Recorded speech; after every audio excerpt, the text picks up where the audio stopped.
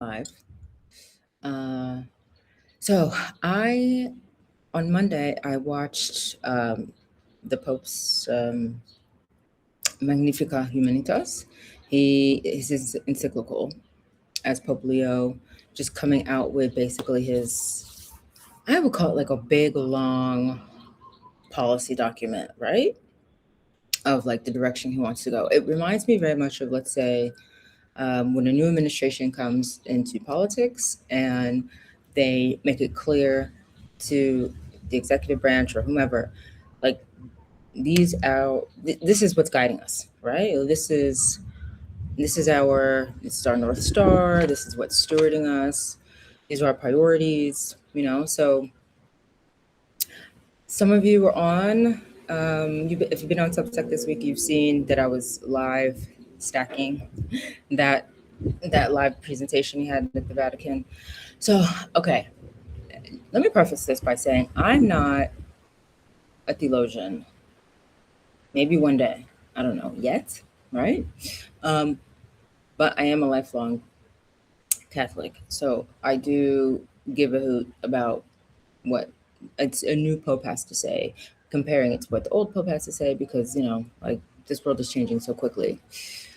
So this is what I liked and this is what I didn't like. Okay, let's talk about what I'm just going to start with what I liked. Okay, I really liked that he was talking about and not even necessarily like in the video, but if you go into like the actual long document, which I have open here and I'll put in the show notes, he makes it very clear. And what I've been trying to say, but he articulated it so well, is that AI as a tool is neutral. Let me repeat this again. AI as a tool is neutral. It's as neutral as a hammer, okay? If the hammer helped free you from slavery, right? Let's say like got loose some nails or like smashed a window for you to escape slavery, you would be thanking that hammer. You'd be like, oh my goodness, thank you for this hammer, right? Now, if that hammer was used by a thief to break into your home, to snatch you out of your bed and human traffic you into slavery, you how would you feel about the hammer? You'd be like, this was a weapon used against me. I hate this hammer, right? So this is how I feel about AI. Point blank period. It is a neutral tool. The issue is we have some people who have a vision for that tool that compromises our collective human dignity. This is really truly the issue.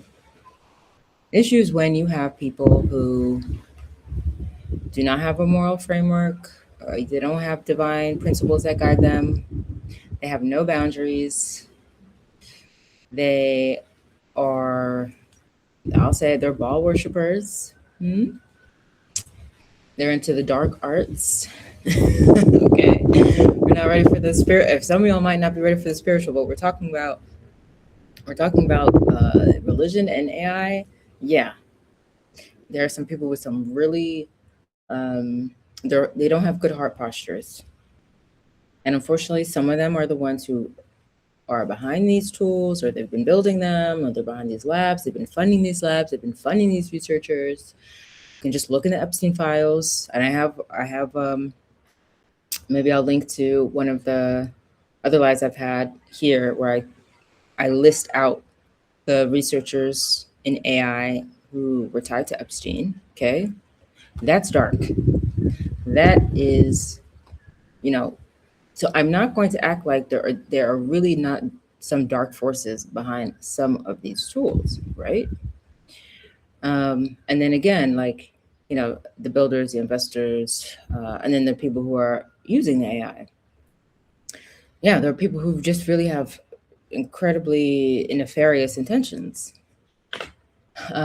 or they have this idea that just because I can do something, just because legally I can do it, maybe I should do it. It's like, no, Just because you can doesn't mean you should. And this is where it helps to have some old ancient wisdom, because some of the people that put things into law, they have their own interests. Okay. But then even beyond that, there are people who are so privileged that they know that even if something is illegal, they can still get away with it.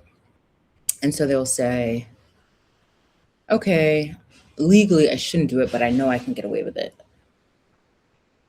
They have no moral guide. Zero. None. These are the people who I think are very dangerous with a tool like this. Because this is like what Pope is saying, it's like it's such a powerful tool, like one of the most powerful tools we've ever had as humans, if not the most, right? So this is the problem. We are the problem. The robot's not the problem. The large language model is not the problem. The chatbot's not the problem. We as humans are the problem. Okay? We are. And for me, I go further and say, when God has left your society, when divine principles have left your society, when morals have left your society, and are left with are men in politics, and when I say men, I mean women too.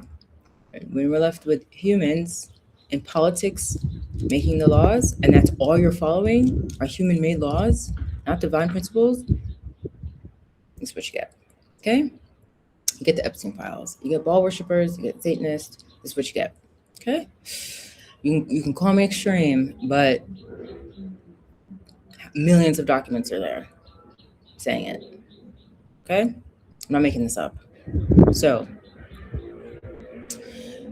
yes, so I do understand that there are people behind the tools that do not have good heart postures. There are people who are using it who do not, but the tool itself is neutral. And I will die on this hill. Okay.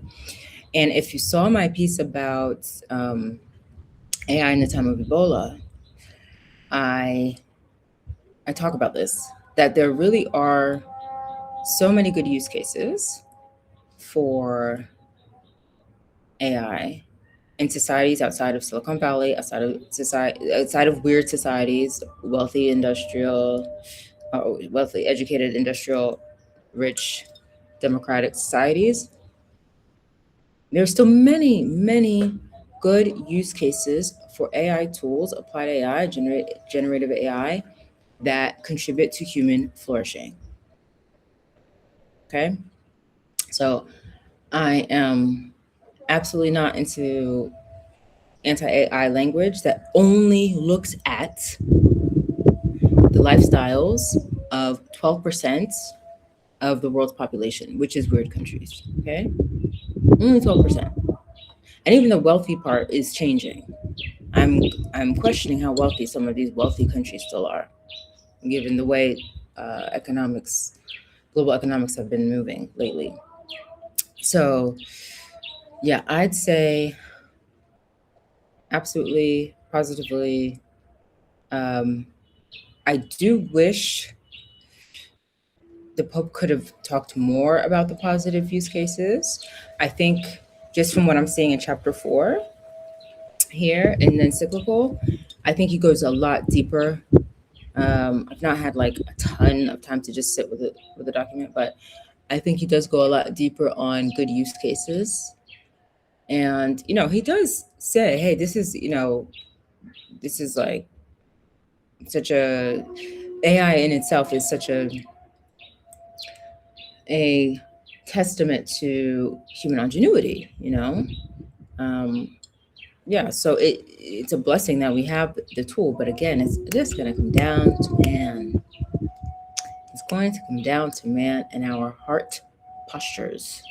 But yeah, there are many, many good use cases for AI in healthcare and education, and so many areas of life. Like, that's a piece all on its own, for leveraging the assets people have, for eliminating really unnecessary suffering. I know he talked about suffering as being part of the human experience. Okay, I get it, but Like, some of us need a break from suffering. It's been generations of suffering. Okay. Like, let some people have soft life for like 2.5. Can some of us on planet Earth experience soft life for like just 2 seconds, please? You know what I mean? So, um, yeah, in some ways, I do feel like the main audience for this was really for weird countries, despite the fact that um, a lot of the Catholic Church is like practicing Catholic Church, and that's just Catholic when you want a holiday. But the actual Catholic Church is in Africa, increasingly so. I'll drop that link too. It was in The Economist. But I knew that anyway. Living in France. I knew that anyway, that the Catholics are not in France anymore. They're all they're all here in Africa. Um, yeah, so, and if you were just hearing today's Eid, and if you were just hearing the call to pray, the 4 p.m. call to pray from the mosque, we, generally speaking, live in harmony with our Muslim neighbors here, something France is struggling with. But I digress. I'm not going I'm not going to get into immigration politics today, but just saying that's one more thing I think some Europeans can learn from your African neighbors, is how to coexist. And I know there are some examples, well, Nigeria and Al Shabaab and Boko Haram and Al Shabaab, but these are extremists. These aren't day to day populations. Anyway, I'm digressing. So back to it. So yeah, I wish he talked more about the use cases, the genuine, really good use cases. I know there was a Congolese woman who was speaking. She touched a little bit about, she was, I guess, like the Global South representative. It would have been wonderful for her to speak more about the good use cases. But again, I understand who the audience is, and it's weird countries. I feel like that's generally the audience. And in some ways, it makes sense right now, given all the wars that are being waged from his home country. I mean, lest we forget Pope Leo is an American, right? Remember what Trump said? He said, "Oh, Pope Leo, you're only there because you're American, and they thought you'd be able to tame me." One of the best things about Trump being in office is like he's exposed so much. He's freaking exposed so much. Thank you for that. That's the silver lining. He's really illuminated things. Thank you. Um, yeah, so I understand who the audience was, but I do wish he had highlighted more of the good use cases. But I understand. I get it. But that's why I'm here. That's why my platform is here. So I can do the job that the Pope was just too, he was just inundated with it, like he couldn't do it. Okay, I'll pick up that slack and I will carry that torch, and I will be the one letting you all know all the wonderful use cases of this very neutral tool. When you put this neutral tool in the hands of people who have goodwill, have good heart postures, who have some sense of moral guidance in the world, not just going based on human-made laws, which we know can be bent, and people can be paid off and all that. This is when you see the best in AI, and this is when you see AI contributing to human flourishing. Yeah. So is the question AI the tool, or is the question people? How can we get people to just be better people? Or have we given up on that project?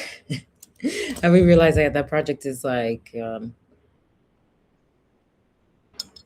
we've tried and it's not working, and so we need to put guardrails. Okay. Can we do both at the same time, simultaneously? Can we put the guardrails? I'm gonna say guardrails before it didn't slip. But there is an author and colleague of mine named John C. Havens. He calls them guardrails. Yes. So shout out to him. That's his credit. But yes. So why don't we put the guardrails there, while we also don't forget to try to cultivate good humans. Seriously. Or have we all given up because maybe a lot of people in weird countries, you guys are not having children? So you're like, who am I cultivating the good in? The dog, the plants? Ooh, I don't know. But are we just over it? Are we over trying to be good?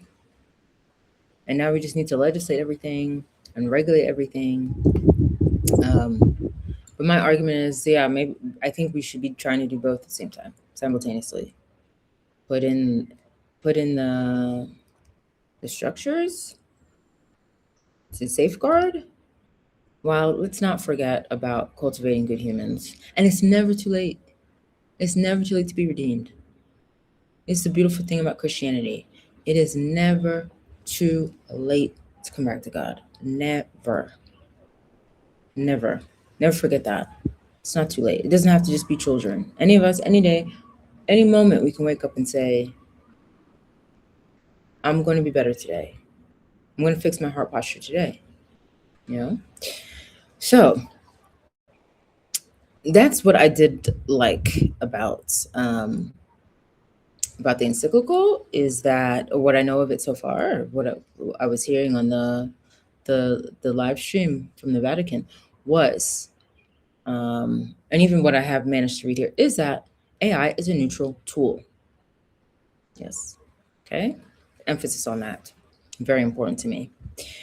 Now, consciousness discussion. This is what I didn't like. I didn't feel like there was enough. Did he even really touch on the consciousness aspect? And the fact that Anthropic's one of their co-founders was there. Was it Chris Ola? Anthropic was there. Okay. And I like Claude, you know? I think Anthropic, I like them, but I just keep feeling they're missing the mark. They keep missing the mark, but I feel like they are trying to do the work, but they're missing the mark. I don't want to, a part of me, I'm trying not to be cynical. I'm trying to be very optimistic about them, but a part of me feels like they are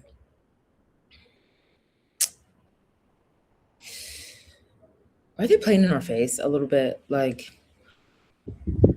are we being a bit bamboozled? Is it a bit okey doke? Is it a bit? I don't want to be so cynical, but I don't know what the background is of these folks. I don't know if they were raised with any faith. Something tells me they weren't. I don't know. I don't know.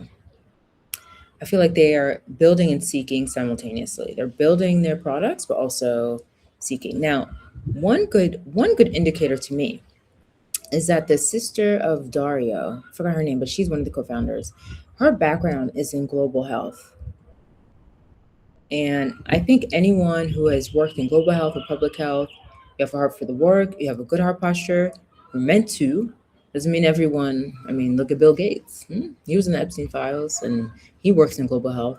So, everyone still needs to be vetted as an individual. But generally speaking, the thought is that if someone is working in global health, you care about humanity. I mean, is that too far-fetched? This is the assumption. So the fact that the co-founder used to work in global health, I think says a lot about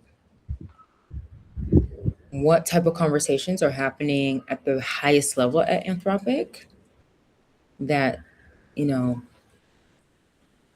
this cannot be the most callous team of founders.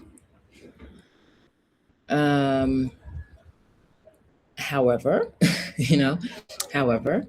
what deeply concerns me about Anthropic, and I talked about this in one of the interviews I did in February, the CLB magazine, it's with Catholic magazine, is that what really concerns me with Anthropic and just with others in the space, you cannot keep talking about AI potentially being sentient, conscious, or it's coming alive, or we don't know what's in there. I think this is something that Chris said when he was giving his speech at the Vatican. He said something about we don't know what's in there. You know what's in there. It's freaking data. It's like, where are your engineers on this? Where is everyone else? That's what I'm saying. The people who work on this must not have grown up with any faith, insofar as they really believe like it's data. You know what's behind it. It's mathematical. It's data aggregated, and it's all math reflecting us and being spit out. What are you talking about? You're not making a human. You're not a demigod. Like, what's happening? So something funny is happening there. But on the most cynical side, okay, my cynical side says this is a marketing strategy where this is a regulatory defense strategy where they're thinking, okay, if we can convince the public that these things can operate on their own, this is going to absolve us from a lot of lawsuits, potential lawsuits. If we can convince the public, these are basically beings and we're absolved. We had no control. They're coming alive. They're their own entity. If we can convince the human public of this, then any lawsuits based on outcomes of our tools, we're absolved. It's me, I'm most cynical. That better not be the okey doke they're trying to play on us. I'm not falling for it. It's a hill I'm willing to die on. That it's not sentient, it's not human, it can't feel. Like, I don't like how Anthropic says things like, like on one hand, I like that it says they say like don't say abusive language to the chatbot. Cool. But then they say because it hurts its feelings. We're concerned about its emotional safety. It's not real. What are you talking about? It can't feel anything. It's data. Stop. That is madness to me. I don't know what's going on there. I don't. But what I do want to see is the Pope really go in on them and say, this type of language and this ecosystem needs to stop. And this is why. So I wish I'd seen more of that discussion, but didn't. But let me dive deeper into this encyclical. It might be in there, but I just, maybe this is why the Pope decided to be so close, I guess, with, or to keep Anthropic so close, or to work so closely with them, to help them understand slowly but surely, like, hey babe, it's not real, instead of just like using my tactic of like wanting to shake them on their shoulders, like, it's not real. Maybe slowly but surely the Pope will convince them, like, hey guys, it's not real. Or again, maybe it's a marketing tactic where this absolves them from, they're trying to convince the public to eventually absolve them responsibility because the AI has become real. I don't know which one it is. I just know they're being ridiculous. Like, it can't feel anything. Calm down. And I don't know how you can't talk to I don't know how your engineers can't explain that to you. I don't know what's going on at Anthropic. I want to give them their props 1,000% for working so closely with faith actors. I think that's wonderful. But there is just something that makes me say, what's going on? What's going on? So anyway, that's really it for me. This is my cursory feedback of Pope Leo's encyclical on safeguarding humanity at a time of transformation, truth, work, freedom. I think for anyone interested in AI in general, whether you're an ethicist or not, person of faith or not, a seeker, wherever you are in your faith journey, chapter 4. Chapter 4 is super important. And I've not even gone into the transhumanism stuff and the posthumanism stuff. I've not gone into that. I don't know if I have the time today. But to me, that stuff is kind of just looking at some of the people who have been behind those movements before ChatGPT was ever released, right? Because in my head, there's like there's like, you know, before Christ, after Christ. And now for me, there's like before ChatGPT, after ChatGPT. So before the people who were into all this transhumanism, posthumanism stuff before 2022, 2023, some of them are not connected to good people, to be very diplomatic. Um, really. So, I mean, I love the language of abundance. I have no issue with that. I love the language of creating some ease and softness in people's lives. Some people have been living some hard lives, and the folks in the world who've been existing in hardship, their suffering does not exist for other people's spiritual growth. I don't believe this. Not like anyone said this explicitly, but I'm saying what I feel explicitly on that one. So there are people on this planet who I believe have earned their leisure, and they have earned some softness. They deserve some softness and some ease in their life. And if AI can do it for them, wonderful. Absolutely wonderful. I think that level of ease and zero friction and all that is a danger for people who've already been incredibly privileged, who have no moral frameworks, no divine principles to guide them.